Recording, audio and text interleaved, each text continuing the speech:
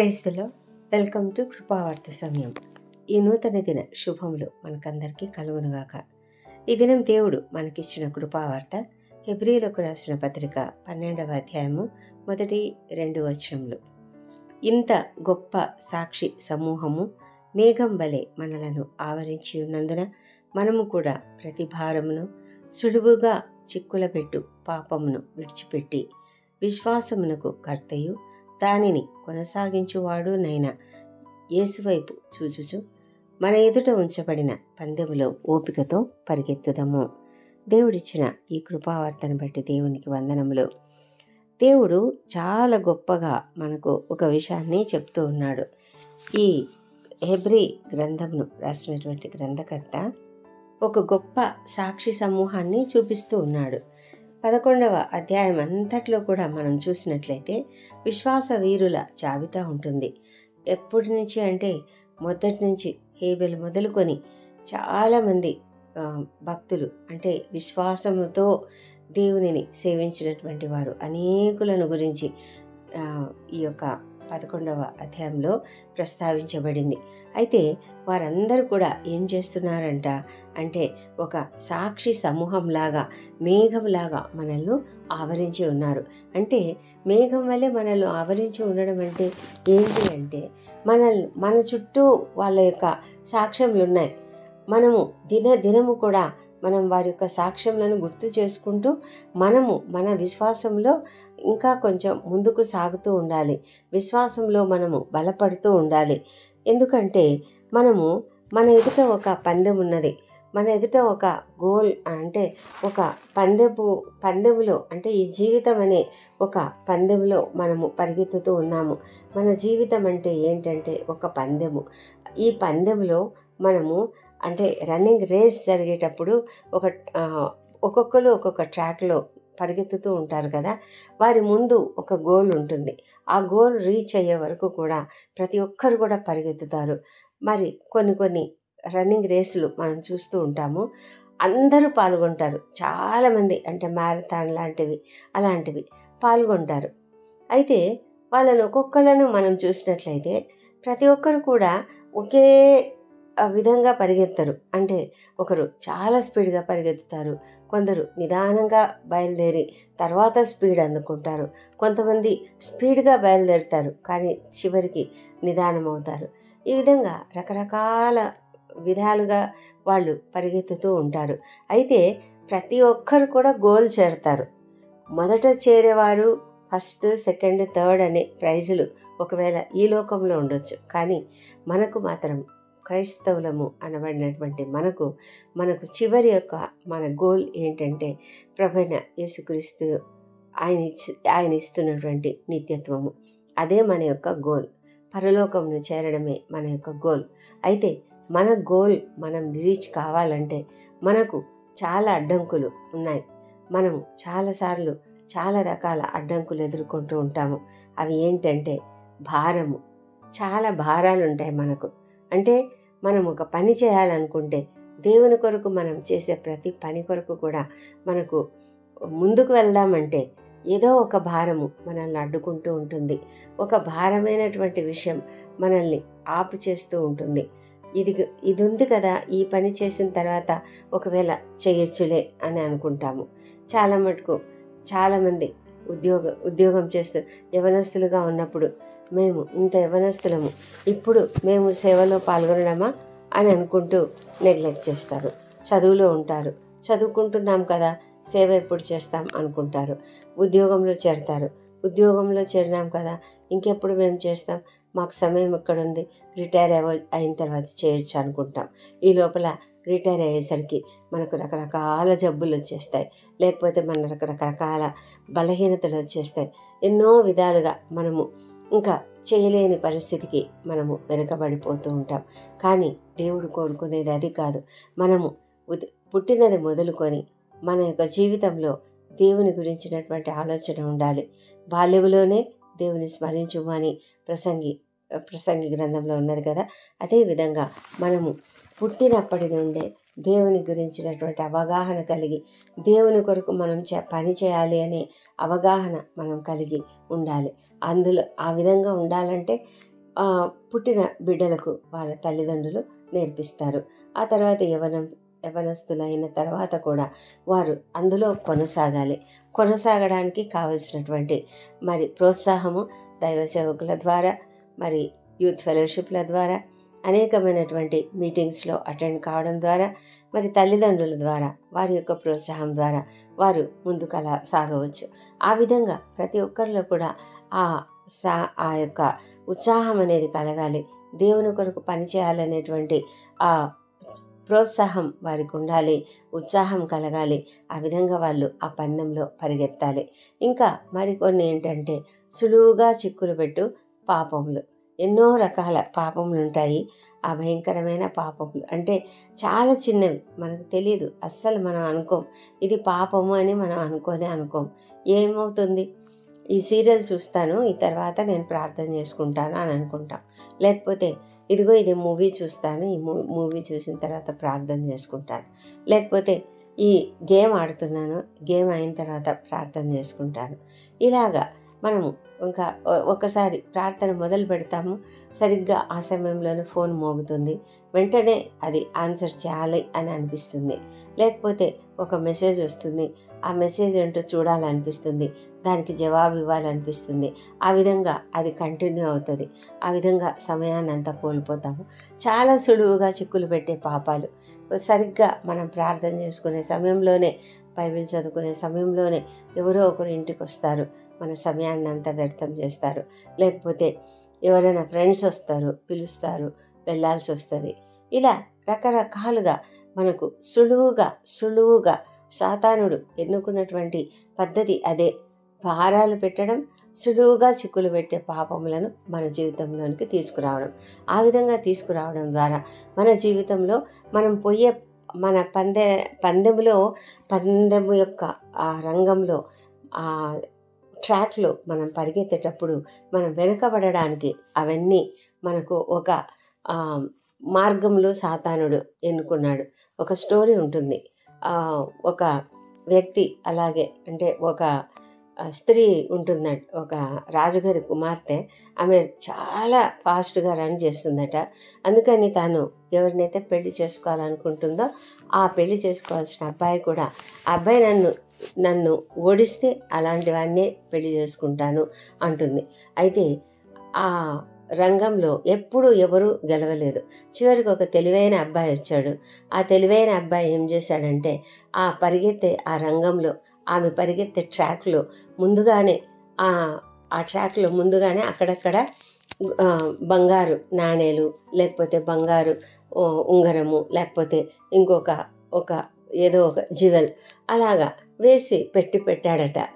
ఈ పరిగెత్తడం స్టార్ట్ చేసినప్పుడు పరిగెత్తుతూ ఉంటే ఆ అమ్మాయికి ఆ గోల్డ్ రింగ్ ఒకసారి ఫస్ట్ కనిపించింది. వెంటనే అది తీసుకోవడానికి వంగింది, అది తీసుకుంది. ఆ తర్వాత మళ్ళీ నెక్స్ట్ది ఇంకొకటి.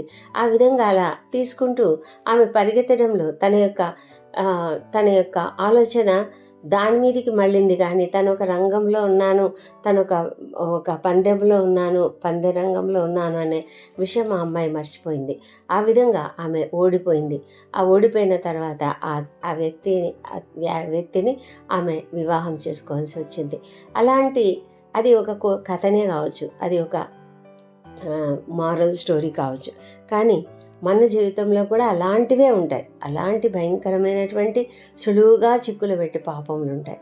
అయితే ఆ పాపములన్నిటిని కూడా మనం ఏం చేయాలంటే వాటిని వదిలిపెట్టేసేయాల, వాటిని విడిచిపెట్టాలి. వాటిని విడిచిపెట్టి మనము ఎవరి వైపు చూడాలి? మనకున్నటువంటి గోల్ ఏంటి? యేసు వైపు చూడాలి. ఎందుకు ప్రభువైన యేసు వైపు మనం చూడాలి అంటే, ఆయన విశ్వాసమునకు కర్త. మన యొక్క విశ్వాసంను స్థిరంగా ఉంచువాడు ఆయనే. మన విశ్వాసంను బలపరచువాడు ఆయనే. మన విశ్వాసంలో మనం ఎదగడానికి సహాయకుడు ఆయనే. మనం ఎప్పుడైతే ఆయనతో సహవాసం చేస్తూ, దినదినము ఆయనతో సమయం గడుపుతూ, దినదినము ఆయన ఇచ్చినటువంటి ఆ వాక్యమును ధ్యానిస్తూ మన జీవితంలో ముందుకు కొనసాగినట్లయితే మన పందెంలో మనము ఓపికతో పరిగెత్తగలుగుతాము. కొంతమంది ఏం చేస్తారంటే, కొంత దూరం పరిగెత్తి కూర్చుండిపోయేవాళ్ళు కొంతమంది చాలా ఇంకా దగ్గరికి వచ్చి గోల్ వరకు వచ్చి కూడా మరి అంతకంటే ముందుకు వెళ్ళలేక ఆగిపోయేవాళ్ళు. అలాంటి పరిస్థితి మనకు ఉండకూడదు. దేవుని యొక్క ఉద్దేశం ఏంటంటే, దేవుని యొక్క ప్రేమ కలిగినటువంటి ఆ హృదయం యొక్క అభిలాష ఏమిటంటే, మనమందరం కూడా దేవుని సన్నిధిలోకి చేరాలి. మనమందరం కూడా ఆ పందాన్ని గెలవాలి. ప్రతి ఒక్కరూ ఆ పందెంలో ఓడిపోకుండా ప్రతి ఒక్కరూ రీచ్ అవ్వాలి. వారి సమయం ఎంతైనా సరే, ఎవరెవరికి ఎంత సమయం కావాలో వాళ్ళు తీసుకోవచ్చు. ఎవరెవరు ఏ విధమైనటువంటి అడుగులు వేస్తారో, చిన్నగా అడుగులు వేస్తారా, పెద్దగా అడుగులు వేస్తారా, మరి స్పీడ్గా పరిగెత్తుతారా, నిదానంగా పరిగెత్తుతారా, అవన్నీ ఏమీ అవసరం లేదు. కానీ మనము చేయవలసినటువంటి పనిని మాత్రం మనం తప్పకుండా చేయాలి. మన ట్రాక్ ఏంటి? మనకున్నటువంటి మన జీవితంలో, మన పందెపు రంగంలో మనకున్నటువంటి ట్రాక్ ఏంటంటే, మనం ఏ ఫీల్డ్లో ఉన్నా ఆ ఫీల్డ్లో మనం దేవుని కొరకు పనిచేయడం. అదే దేవుడు మనకిచ్చినటువంటి పందెపు రంగం. మనము మన జీవితంలో మన ఉద్యోగ జీవితంలో ఒక వ్యక్తి టీచర్గా ఉన్నాడా, డాక్టర్గా ఉన్నాడా, ఇంజనీర్గా ఉన్నాడా, ఆర్కిటెక్ట్గా ఉన్నాడా, లేకపోతే లాయర్గా ఉన్నాడా, లేకపోతే ఒక ప్రభుత్వ ఉద్యోగిగా ఉన్నాడా, లేకపోతే ఎంత గొప్ప ఐఏఎస్ ఆఫీసర్గా, ఐపీఎస్ ఆఫీసర్లుగా ఎక్కడైనా ఉండొచ్చు, ఏ రంగంలో అయినా ఉండొచ్చు, ఏ ఫీల్డ్లో అయినా ఉండవచ్చు. ఒక గృహిణిగా ఉండొచ్చు, భర్తగా ఉండొచ్చు, తండ్రిగా ఉండొచ్చు, బిడ్డగా ఉండవచ్చు, కుమారుడు కుమార్తెలుగా ఉండవచ్చు. కానీ మనం ఏ స్థితిలో ఉన్నప్పటికీ కూడా ఆ స్థితిలో మనం ఒక పందెపు రంగంలో ఉన్నాము, మనం ఒక ట్రాక్లో పరిగెత్తుతున్నాము అన్న విషయాన్ని గుర్తుపెట్టుకొని దేవునికి ఇష్టమైనటువంటి రీతిగా జీవించాలి. మనం జీవించాలి. అలాగ జీవించాలి అంటే దేవుని నుంచి మన చూపును పక్కకు తిప్పుకోకుండా మనము ముందుకు పరిగెత్తగలిగితేనే మనము ఆ రంగంలో గెలవగలుగుతాము. మనము ఓపికతో ఆ యొక్క గోల్ రీచ్ అవ్వగలుగుతాము. మన ఫోకస్ అంతా కూడా దేవుని పైన ఉండాలి. మనము చక్కటి జీవితం జీవించడానికి, మనము మంచి జీవితం జీవించడానికి, మన జీవితం ఒక పత్రికలాగా, మన జీవితం ఒక పరిమళ భరితమైనటువంటి ఒక మంచి సువాసన కలిగినటువంటి జీవితంగా, మన జీవితము ఇతరులకు సాక్షార్థంగా ఉండినట్లుగా, మన జీవితం ద్వారా అనేక విషయాలు తెలుసుకునేటట్లుగా ఉండాలి. కానీ మనము ఎప్పుడు కూడా ఇతరులకు మనము ఒక బ్యాడ్ సాక్ష్యం ఇవ్వకుండా, బ్యాడ్ విట్నెస్గా ఉండకుండా మనం ఉండాలి. అనేక స్ట్రగుల్స్ ఉంటాయి, అనేక సమస్యలు ఉంటాయి, అనేక భారములు ఉంటాయి. అయితే వాటినన్నిటిని కూడా మనం పక్కన పెట్టి విడిచిపెట్టాలి, కంప్లీట్గా విడిచిపెట్టాలి. అది దేవుడు కోరుకునేది. మనం వాటిని విడిచిపెడితేనే మనం యేసు వైపు చూడగలుగుతాము. విడిచిపెట్టకపోతే వాటి వైపు చూస్తాము, వాటిని గురించి వరి అవుతాము. అందువల్ల మన యొక్క గోల్ ఏంటో అది మనము చేరుకోలేకపోతాం. కాబట్టి మనం యేసు వైపు మాత్రమే చూస్తూ, మన గోల్ అది, ఆ గోల్ వైపు మాత్రమే చూస్తూ మనము దానిని జయించుకోగలుగుతాము. ఒక ఆర్చరీ చేసేవాడు, అంటే బాణం వదిలేవాడు ఎలా ఉంటాడంటే, ఆ బాణం వేసేటప్పుడు చాలా కరెక్ట్, తన యొక్క గోల్, తన యొక్క కంటి చూపు, ఒక కన్ను మూసి ఇంకొక కన్నుతో చూస్తూ ఉంటాడు. అది ఎక్కడి వరకు వెళ్తుంది, ఆ చూపు ఎక్కడికి వెళ్తుంది అంటే కరెక్ట్గా ఆ గోల్, ఆ యొక్క ఆ టార్గెట్ ఏదైతే ఉందో ఆ టార్గెట్, ఆ మధ్యలో కొన్ని రౌండ్లు ఉంటాయి కదా, ఆ మధ్య రౌండ్ని మాత్రమే చూస్తూ అతడు బాణం వదులుతాడు. షూటింగ్ చేసేటప్పుడు కూడా అంతే కదా. ఆ విధమైనటువంటి ఆలోచన, ఆ విధమైనటువంటి చూపు, ఆ విధమైనటువంటి మన యొక్క ఫోకస్, దృష్టి ఆయన పైన మాత్రమే మనం ఉంచినప్పుడే మనం ఎప్పుడు కూడా గెలవగలుగుతాము. మనం వెనకబడ్డామని అనుకోకూడదు. ఇతరులు ముందుకు వెళ్తున్నారే, నేను ఇలా ఉన్నానే అని అనుకోవాల్సిన అవసరం లేదు. కానీ మన యొక్క కెపాసిటీని బట్టి మనం చేయగలిగినదంతా కూడా మనం చేయగలగాలని దేవుడు ఎంతగానో కోరుతున్నాడు. ప్రతి ఒక్కరూ పరుగు పందెంలో ఉన్నాము. మనమంతా కూడా దేవుని ప్రభువైన యేసు మనకు గోల్గా ఉన్నాడు. ఆయన దగ్గరికి మనం చేరుకోవాలి. ఆయన దగ్గరకు చేరుకోవడానికి మనం ఆయన వైపు చూస్తూ, ఆయన యొక్క విశ్వాసం, ఆయన మనకిస్తున్నటువంటి ఆ విశ్వాసము, ఆయన మన విశ్వాసమునకు కర్త అయి ఉన్నాడు కనుక ఆయన ఇచ్చే ఆ విశ్వాసాన్ని పొందుకుంటూ, దానిని కొనసాగించుకుంటూ మనం ముందుకు సాగి తప్పకుండా దేవుని సన్నిధికి, దేవుడు ఏర్పాటు చేసినటువంటి ఆ గోల్ ఏదైతే ఉందో దానిని చేరుకోవడానికి దేవుడు మనకు కృప చూపించునుగాక. ఆ నిత్య జీవంలో మనం ప్రవేశించినట్లయితే అక్కడ నిత్యము సంతోషమే. దేవుడు ఎంతో గొప్ప దేవుడు, ప్రేమ కలిగిన దేవుడు. మనల్ని ఆహ్వానించడానికి ఆయన సర్వశక్తిమంతుడా, సర్వాధికారమైన దేవ, విశ్వాసమునకు కర్త అయినటువంటి దేవ, నీకు వందనములు. అవును తండ్రి, ఈ లోకంలో మేము పందెపు రంగంలో పరిగెత్తుతూ ఉన్నాము. మా ప్రభా, మా ఎదుట ఉంచబడినటువంటి పందెంలో మేము ఓపికతో పరిగెత్తడానికి మాకు సహాయం చేయండి. అవును తండ్రి, మేము స్లోగా స్టార్ట్ చేసామా, స్పీడ్గా స్టార్ట్ చేసామా, మధ్యలో ఆగిపోతున్నామా, ఎలాంటి పరిస్థితుల్లో మేమున్నామో చూసుకొని తండ్రి, మేము సులువుగా చిక్కులు పెట్టే పాపములను వదిలిపెట్టి, మా ప్రతి భారంను కూడా వదిలిపెట్టి నీ వైపు మాత్రమే చూస్తూ, విశ్వాసంలో కర్తవ్యమైనటువంటి నీవు మాకిస్తున్నటువంటి ఈ విశ్వాసంలో బలపడుతూ, అందులో కొనసాగుతూ మేము ముందుకు సాగడానికి మాకు సహాయం చేయండి. ప్రభా నాయన, మేము ఎన్నో రకాల శోధనలు ఈ లోకంలో ఎదుర్కొంటూ ఉంటాము తండ్రి. వాటన్నిటి వల్ల నాయన ఎన్నోసార్లు వెనకబడుతూ ఉంటాం. అయితే వాటన్నిటిని కూడా వదిలిపెట్టుకొని తిరిగి మేము కొనసాగడానికి మాకు సహాయం చేయమని ప్రార్థిస్తున్నాం ప్రభా. ప్రతి అడ్డంకిని తొలగించుకొని, ప్రతి అడ్డంకి నుంచి మేము విడుదల పొందుకొని నీ వద్దకు రావడానికి సహాయం చేయండి. మా ప్రభా తండ్రి, మాకు సహాయకుడు నీవు తప్ప ఎవరూ లేరు. మేము నీపైన మాత్రమే భారం వేసి నీ వైపు మాత్రమే చూస్తూ ముందుకు సాగడానికి మాకు సహాయం చేయమని ప్రార్థిస్తున్నాం. అవును తండ్రి, ప్రభువైన యేసు మాకు ఒక గొప్ప సాక్షిగా ఉన్నాడు, మాకు ఒక గొప్ప మాదిరికరంగా ఉన్నాడు. ఆయన తన ఎదుట ఉంచబడినటువంటి ఆనందం కొరకు అవమానంను నిర్లక్ష్య పెట్టాడు. అవును తండ్రి, మా ఎదుట కూడా ఒక గొప్ప ఆనందం ఉన్నది. మేము నీ వద్దకు చేరుతున్నాము అనే ఒక ఆనందం ఉన్నది. ఆ ఆనందం కొరకు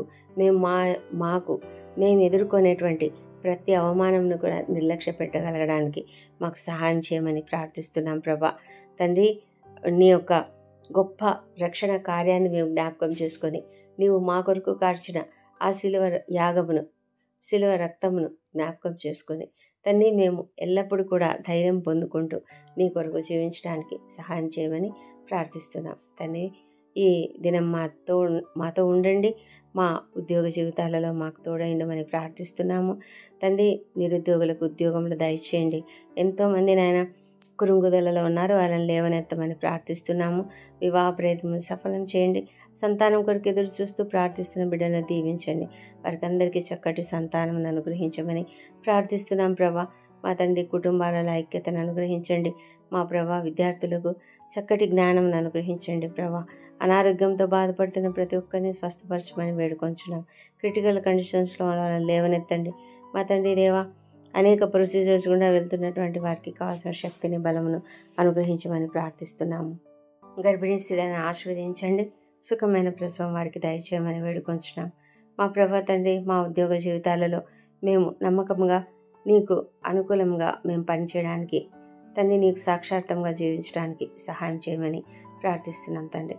ముఖ్యంగా ప్రభా, వరద బాధితులను జ్ఞాపకం చేసుకొని ప్రభా, ఎంతో భయంకరమైన పరిస్థితుల్లో వారు ఉన్నారు. వారికి తగినటువంటి సహాయం మీరు అందజేయమని వేడుకుంటున్నాం ప్రభా. ఎంతోమంది చేస్తున్నారు తండ్రి, వారిని బట్టి నీకు వందనములు. వారి ముఖ్యంగా ప్రభా, గవర్నమెంట్ తప్పనిసరిగా చక్కటి చర్యలు తీసుకొని వారికి తగినటువంటి పునరావాస కేంద్రాలను ఏర్పాటు చేసి ప్రభానైనా వారికి సహాయం చేయనట్లుగా కృప చూపించండి తండ్రి. ఈ వరద విపత్తు నుంచి ప్రతి ఒక్కరిని రక్షించండి. ఈ వరదను ఆపివేయమని ప్రార్థిస్తున్నాం తండ్రి. దేవా ప్రభా, ప్రపంచమంతటా శాంతి సమాధానం అనుగ్రహించండి. ఇజ్రాయెల్ దేశంను దీవించండి తండ్రి. అక్కడున్న పరిస్థితులను బాగు చేయండి. యెరూషలేమును దీవించండి. వారి నగరులలో క్షేమమును, వారి ప్రాకారములలో నెమ్మదిని దయచేయమని ప్రార్థిస్తున్నాము. మా దేవా ప్రభా, మా దేశంలో నీ పరిశుద్ధాత్మను కుమ్మరించండి. ప్రతి ఒక్కరూ నిన్ను తెలుసుకున్న భాగ్యం దయచేయమని వేడుకొంచున్నాము. ఈ దినం బర్త్డే, వివాహ దినం జరుపుకుంటున్న బిడ్డలను దీవించండి. గడిచిన సంవత్సరం అంతా వారికి చేసిన ప్రతి మేలును బట్టి నీకు వందనములు. రాబోయే సంవత్సరంలో ఇంకనూ అధికమైన మేలులను వారికి అనుగ్రహించమని ప్రార్థిస్తున్నాం తండ్రి. మా ప్రార్థనలు అంగీకరించి జవాబులు ఇచ్చినందుకు నీకు వందనములు. ఈ ప్రార్థనలన్నీ మా ప్రభువును, మా ప్రియ రక్షకుడునైన యేసుక్రీస్తు అత్యంత శక్తిగల ఉన్నతమైన నామంలో అడిగి పొంది ఉన్నామని నమ్మి నీకు స్తోత్రం చెల్లిస్తున్నాం తండ్రి. Amen, amen.